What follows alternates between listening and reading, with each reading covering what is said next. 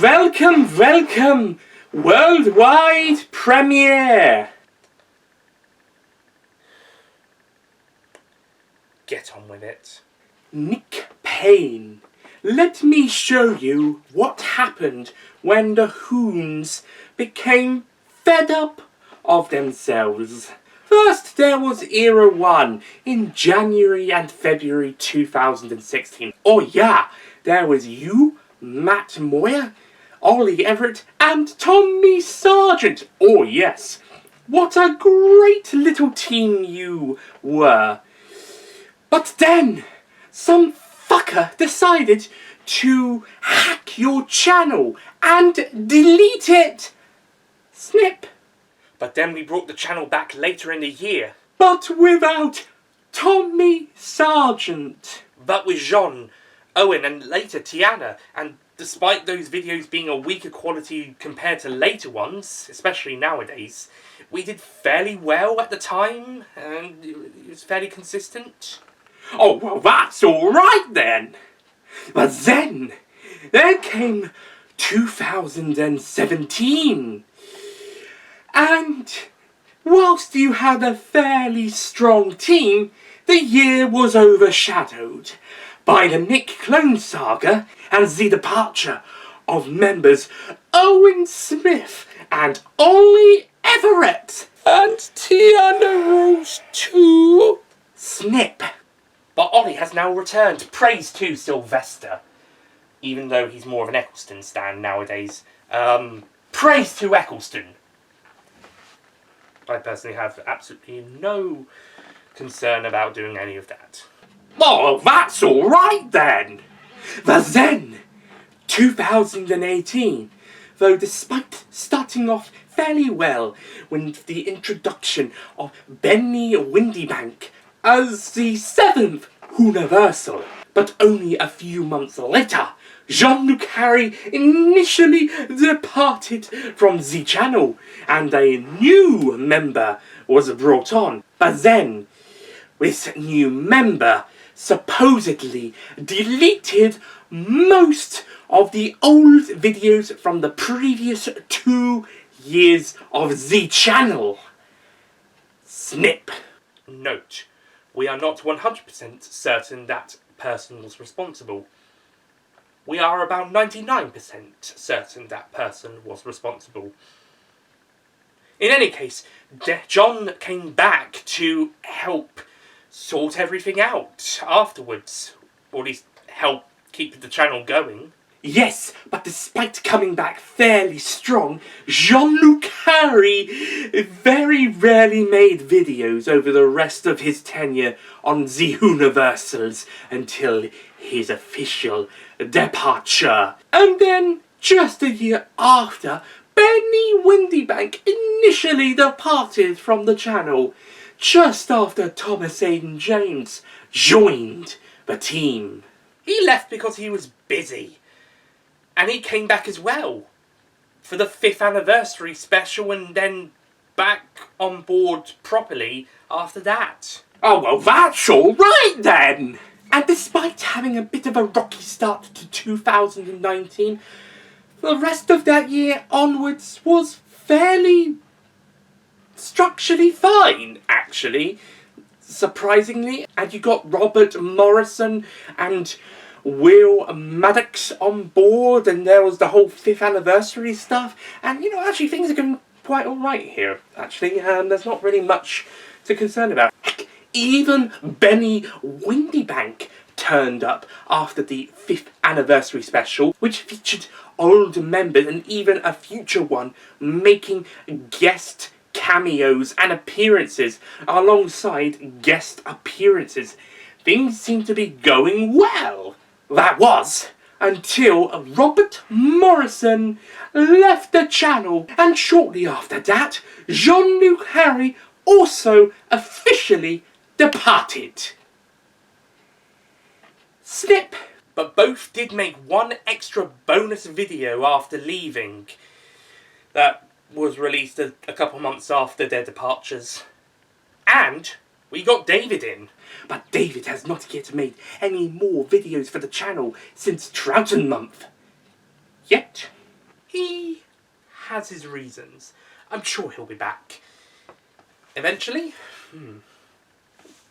His own personal time. At his own time. Oh, well, that's all right then. And then finally, we come to the 60th anniversary year of Doctor Who. And unfortunately, whilst a strong output from Matt Moyer and some of the other members of the channel, things didn't quite go to plan for other members, did they, Her Pain? But regardless, the 60th anniversary was a great time. After all, I returned. But at the end of last year, your bestie, Matt Moyer, disappeared. So you went down to Perivale to find him. Oh yeah, what an adventure that was. And it was revealed that he was leaving the channel. Oh, poor Herr Moyer had run out of things to say. So he left. Snip.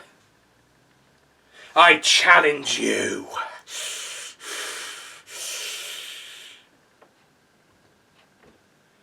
Accepted.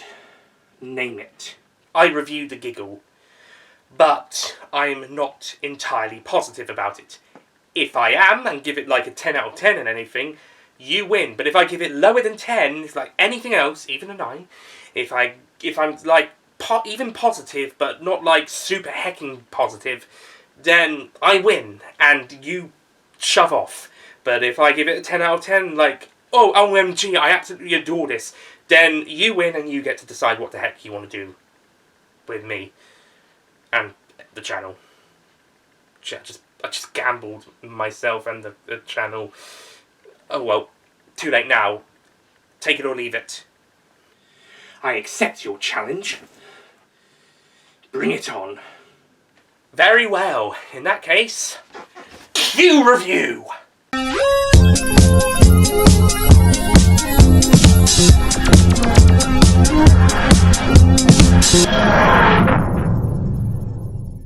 Hello, fellow Universals fans.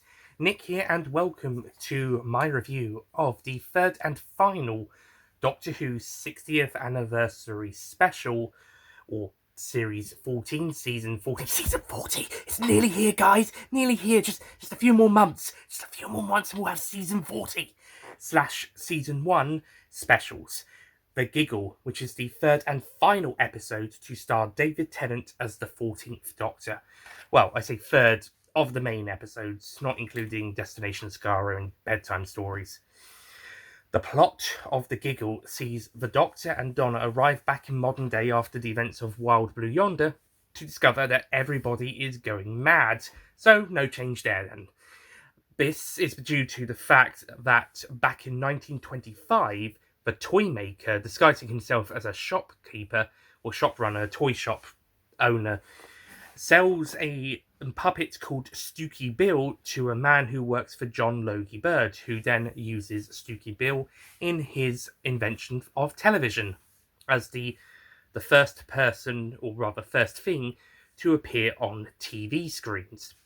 Since then, the Toymaker's Stooky Bill influence has been able to get into all screens around the world as of 2023, when this episode mainly takes place. In fact, he's probably in the screen you're looking at now, watching this video. The screen I'm using to record this video. Depending on what an effect Stooky Bill left after the events of this episode, of course. So the Doctor, Donna, and unit formed of a returning Kate Lethbridge-Stewart, played once again by Gemma Redgrave, and a returning Mel, played by Bonnie Langford, along with Shirley Ann Bingham, played by Ruth Madley, who we met in The Star Beast. And a new creature called the Vinx, voiced by Nicholas Briggs, who brings a real sophistication to the voice of the character, so it'll be interesting to see how that character is in future episodes, or a potential unit spin-off. He could be the Mr. Smith of the series. And if you don't know who Mr. Smith is, watch the Sarah Jane Adventures, or at the very least, the Doctor episodes The Stolen Earth and Journey's End. So the Doctor and Donna go back to 1925 to confront the Toymaker, now played by Neil Patrick Harris, taking over from the late great Michael Gough. Although expanded media does feature other actors, there was a really great one in the audio, The Nightmare Fair, based on a unmade Sixth Doctor story, which I was really hoping they were going to include into this. They were going to mention it this episode, like just a throwaway line about going to Blackpool or visiting Blackpool or something, but no, they just referenced the Celestial Toymaker.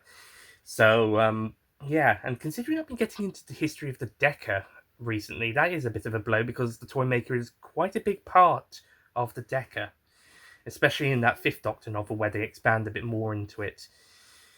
Couple that with all the other expanded media stories kind of being overlooked, it's just going to be the Celestial Toymaker that is going to be referenced. But for this story, that's okay. It's just a bit of a shame for us other fans. Anyway, so the Doctor and Donna go back to confront the Toymaker in his domain, and there's some really great scenes there. I have to say, the first 43 minutes of this episode, or less than 43 if you take out the Universal's logo, and maybe nearer to 42 if you take out the titles, it's some of the best Doctor Who we've ever had. It is brilliant. Yeah, maybe there's a little bit of contrivance to get to the 14th Doctor to where he is towards the end, but it still works. This is some of the best stuff in the series. Again, the first start of the episode post the titles, there's some really great couple of handers between the good guys, just trying to figure out what the hell is going on, why the hell is happening, and just trying to work it all out. Again, like Wild Blue Yonder, it's a really great start to the story. It's a bit of a slow burner, but it's entertaining slow burner. It's fun, fast-paced, slow burning stuff. Really enjoyed it, and has some great stuff with it. And then we head back to the 1920s to confront the Toymaker, and we get some absolutely amazing stuff there. This is probably my favourite part of the episode, is when they go back to the 20s to confront the Toymaker in his toy shop, and we get some really creepy imagery with Toymaker using his domain with the toys and the puppets. It's really great stuff, and just showing off how much of a celestial power he is. He is a tricky villain to handle, because he is a character, by concept, is super powerful. He's got all of this celestial power and stuff, and all of this domain stuff. He's a tricky villain to kind of depict, and yet this episode probably depicts him at his best. It depicts his world at its best. Maybe the animation of the Celestial Toymaker will delve more into that one a bit better, because telesnaps, unfortunately, aren't the best at looking at visual media. And from the original story, most of it was games in the domain. The domain itself was probably a bit smaller because of the budget and the studios they had at the time. But that domain was a bit more of a more compact universe compared to what this one tries to explore. Again, maybe expanded media goes more into depth in it as well. But this story greatly shows how powerful he is, how much of a force he is, and how big his domain can be, and how much of a powerful being and everything can go. It works really well and so great. And there's a lot of creepy and scary moments in there, as well as a lot of character heartfelt moments, and there's some more of that great character building stuff that we had last week as well in Wild Blue Yonder, and a little bit of the Star Beast. Although the Donna thinking that the Doctor is tiring out and running on fumes, maybe a little bit, just a bit early to the gun, jumping the gun with that, because he's still quite energetic here. I could kind of understand it on a theoretical level, but the Doctor is still pretty much active as he is anyway in this episode. He's just carrying a lot of baggage, but it's not holding him down too much, which, spoiler alert, is apparently her theory of why the Doctor has got the old face back, and has found her, and apparently he needs to retire. Yeah, that's like the Meta-Crisis thing resolution. It's kind of a bit of a odd one. It's a bit strange how it just kind of... That's the explanation we get. Maybe there's a bit more to it, but we don't know that yet. If we ever find out more about that, it'll be further down the line. But as of right now, this is what we've got, and this is what we're working with. And yeah, not the best explanation, not the best example, not the best resolution. I mean, it's an answer that's better than nothing, which is more than I can say for the reason why the Doctor changes clothes in universe. In real life, we all know the reason why Russell decided to do that, and fair enough on him. He probably made a good call, but unfortunately, he missed having the reason of why he had the clothes back. At the very least, missed Donna having a line about it, or him, or the Doctor having a line about that's why he's got these clothes instead of holding on to his old ones, or the 13th Doctor's old ones, I should say. Yeah, again, maybe there's something more later down the line that might be said or explained, but from again, right now, this is what we get. But the Doctor running on fumes kind of explanation aside, the first 43 minutes are absolutely epic. My favourite scene, well, two, I've actually got two. My favourite scenes are when the Toymaker is doing the dance of the puppet former companions, the Moffat era main three companions, the main three female companions of Amy, Clara, and Bill. Hashtag justice for Rory and Nardole, and not including guest companions like River Song or Craig or Madge, etc. And also only Moffat era ones. Chibnall's era is covered by just the Flux, which was a big part of the Doctor's character in the previous episode, the 14th Doctor's character and his journey, and why he has to stop at the end of this episode. But sadly, the companions kind of get put to the side. I guess it was more of a time thing. And said, and then there was Yaz, and then there was the fan, or something. So I guess the Flux was kind of a streamlined version of the Chibnall era in order to get it down to be a bit more pacey and only have 4 puppet show stuff, as well as also it being more crucial to the character growth. But this scene with the puppets of Amy, Clara, Bill, and the Flux are some really great stuff and absolutely brilliant stuff. And Neil Patrick Harris's "Well, that's all right then" is probably the best quote of the episode. All 3 of them. Unfortunately, the card game that they play afterwards is kind of just it's serviceable for the plot. But unlike in the James Bond film The World Is Not Enough, where having that type of a card game just best of the higher scoring of the 2 cards wins the game. Unlike in that film, where there's actually an explanation of why they do that instead of something a bit more high stakes, due to Elektra paying off Sokovsky for some equipment. In this episode, it's just a simple game that the Doctor plays in order to either beat the Toymaker or at the very least level with him, and then do the best of 3, which we cover in the second half of the episode. So, yeah, it's a little bit of a disappointing game. If this episode had been a 2-parter, as suggested by Mr. TARDIS, it could have been the second half of episode 1, could have been more of the Doctor and Donna playing the games, and then we could have had a second episode where they are in the 21st century, maybe exploring some more of the havoc that's going on there. I know Russell said they could only do 3 episodes in all because of scheduling, but how great would it have been for this to be a 2-parter?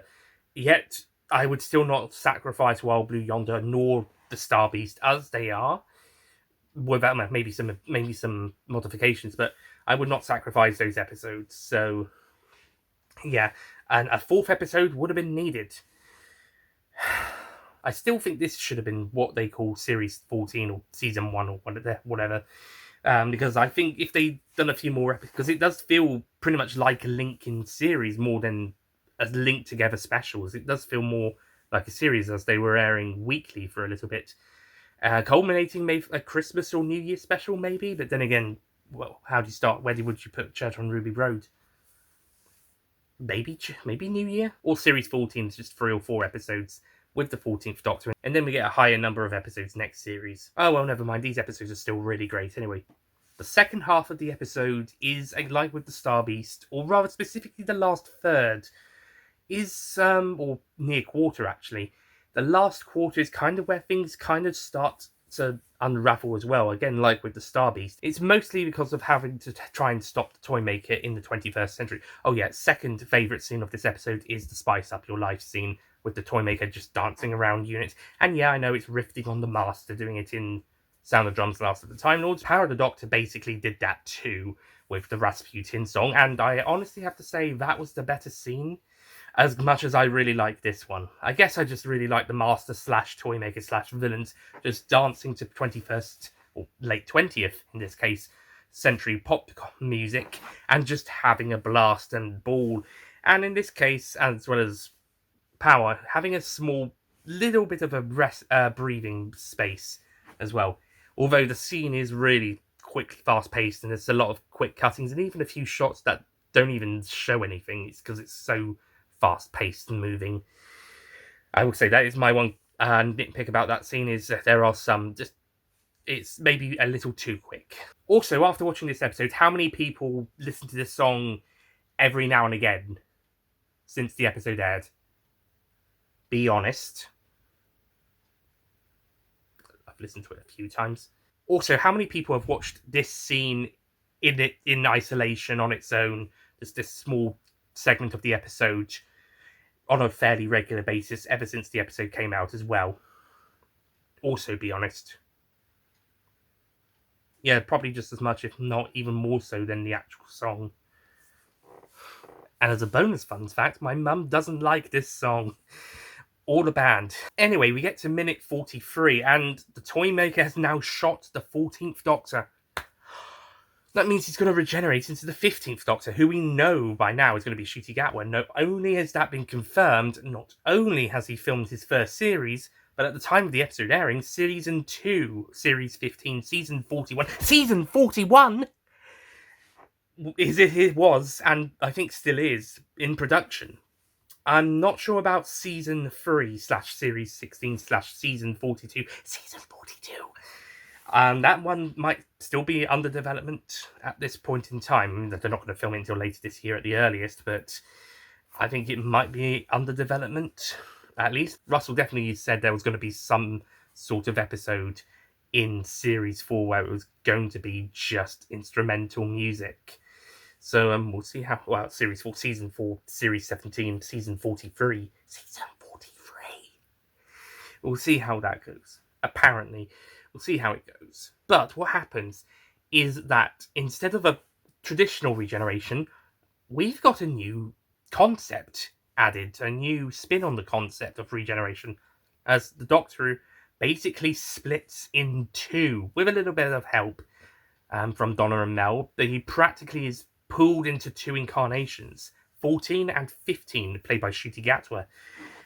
This was an idea that I didn't really like the idea of when I heard it rumoured about, but in execution, actually this kind of works. I mean, it's not quite what I mean. I wouldn't have done that personally, but okay, I can roll with it. I'm okay. Let's see how it goes, and you know, it ends up being fair enough. Yeah, maybe it does give the Ncuti a little bit of disservice, because he's basically like half sharing the episode with his predecessor in the last quarter of the episode. So they're both of them having to shine. They're having to wrap up 14's arc as well as introduce 15. So I can understand it being considered a bit of a disservice to Ncuti Gatwa, and also to David Tennant as well, in a way, at the same time, because they're trying to wrap up his story too, and they're also introducing this one at the same time, which is a bit interesting. But I will say I can roll with this concept in executions. Idea, still not quite on the fence with it. I'm still not 100% on board with it, but I can roll with it, if that makes sense. I can accept it and kind of just go with the flow. Even if I'm like, okay, I've still got my reservations about this, like with an old Doctor coming back and wearing the same face now. Although, again, how they tie that in kind of makes sense. But then again, I still think some of the kinks of that could have been ironed out more. It does, however, lead to the most epic game of catch in any form of media ever. I'm not kidding. This game of catch, where basically the Doctor's challenged the Toymaker to a game of catch with the ball, it is portrayed as quite an epic a game of catch with stakes. And it's interesting seeing that the Toymaker, a super powerful celestial being, is beaten by failing to catch a ball. Nice poetry. It's a bit of a simple ending, and it's only about a minute or two. Maybe with a two-parter, it could have been a longer finale, but it's still handled really well and still looks really great. I've already kind of touched upon the bits about the 14th Doctor's arc kind of coming to an end and how it's done, and I still think it could have been ironed out a bit, but again, there's still the possibility of other things explained later down the line, but we're working with what we got right now. So the Doctor basically retires and hands over stuff to the 15th Doctor, who uses this fairground mallet thing to basically clone the TARDIS in a way, give himself regenerate the TARDIS, and so he can take the second one off and continue the adventures whilst 14 keeps his one and stays on Earth. I think I was less of a fan of this being a thing in the rumours than the actual bi-regeneration, but and I think I'm still less sure about it than with the bi-regeneration still. But again, I'm going to roll with it, so whatever. Oh, that means the Meta-Crisis Doctor could have had his own TARDIS after all, in the parallel world. Oh well. I will say the 14th Doctor's ending, for what it is nice and handled well, and gets to, I guess, retire after all. What that means about the future with the 14th Doctor just kind of being on Earth or going elsewhere on his own without needing to worry about regeneration. We'll see. Also, it does beg the question, now that 14 has already technically bi-regenerated into 15, does that mean he's not able to regenerate anymore? Is he going to be mortal now? Is he immortal but unable to regenerate? Will actually die at a later date, but old age is going to be one of the less likely things that gets him. I'm not sure. I think 15 is going to still be able to regenerate as per normal, at least further down the line.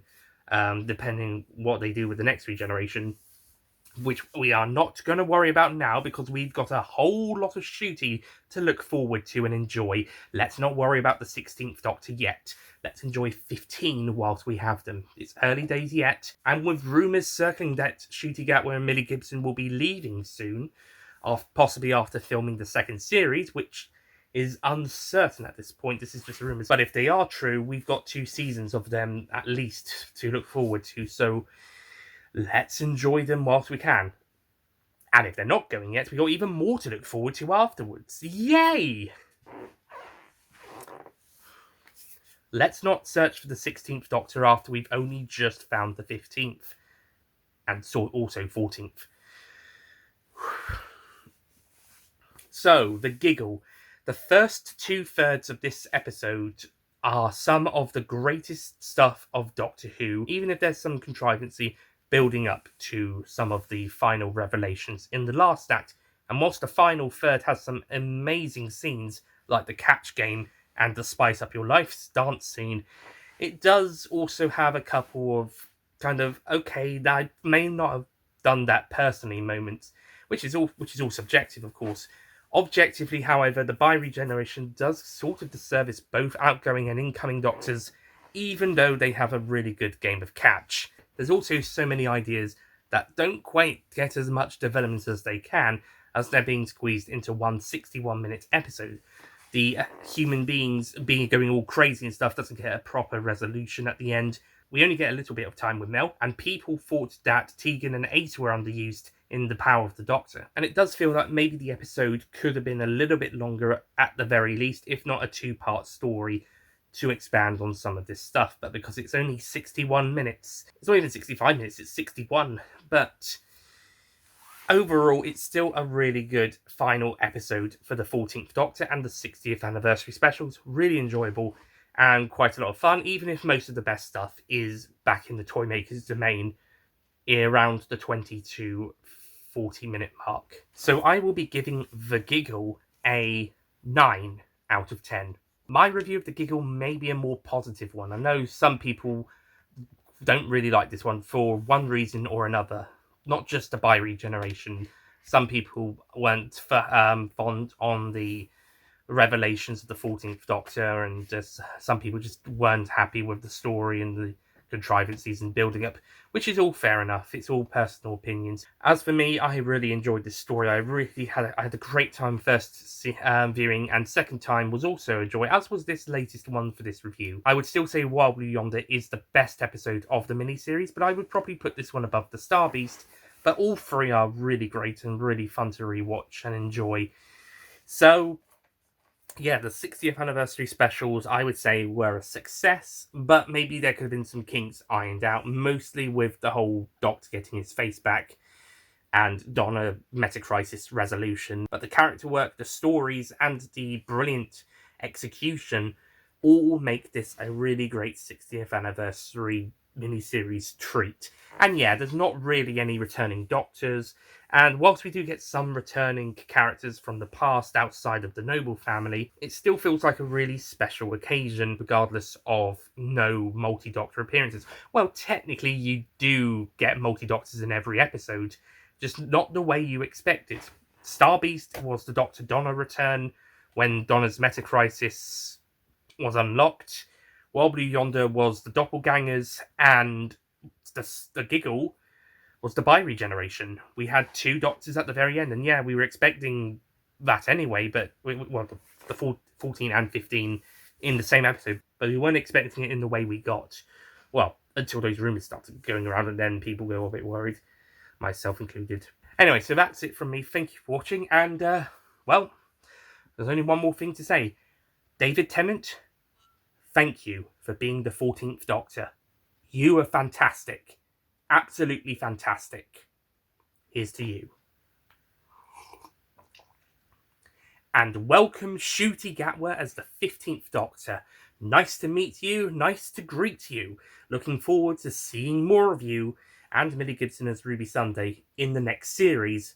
Next episodes to be reviewed on this channel will be the first story, The Church on Ruby Road, and then later this year, Series 14 / Season 1 / Season 40, guys! Season 40. So yeah, stay tuned for that. And with that being said, Universal's fans, I'll see you guys next time. Goodbye. Have a great day.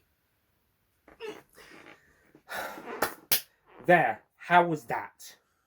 Well, you gave the episode 9 out of 10 and basically gushed over the first 40 minutes.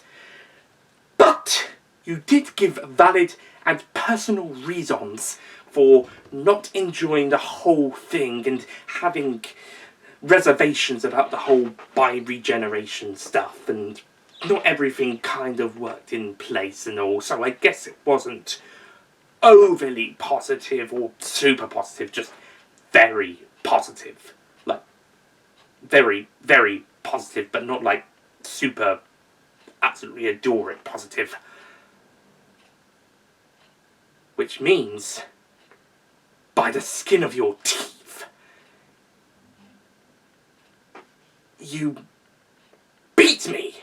Ah, guess I win after all. Nice. Curses! You win this time, Nick Payne. Even if only just about, just very, very close, you just about managed to win this game. Just! But I will return, so be ready.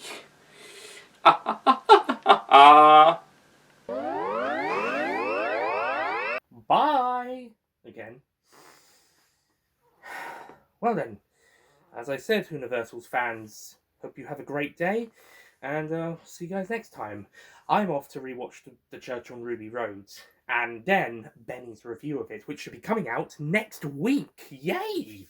Goody! Haha! And then we'll see you for Series 14 / Season 1 / Season 40 later this year. Right? See you around, guys.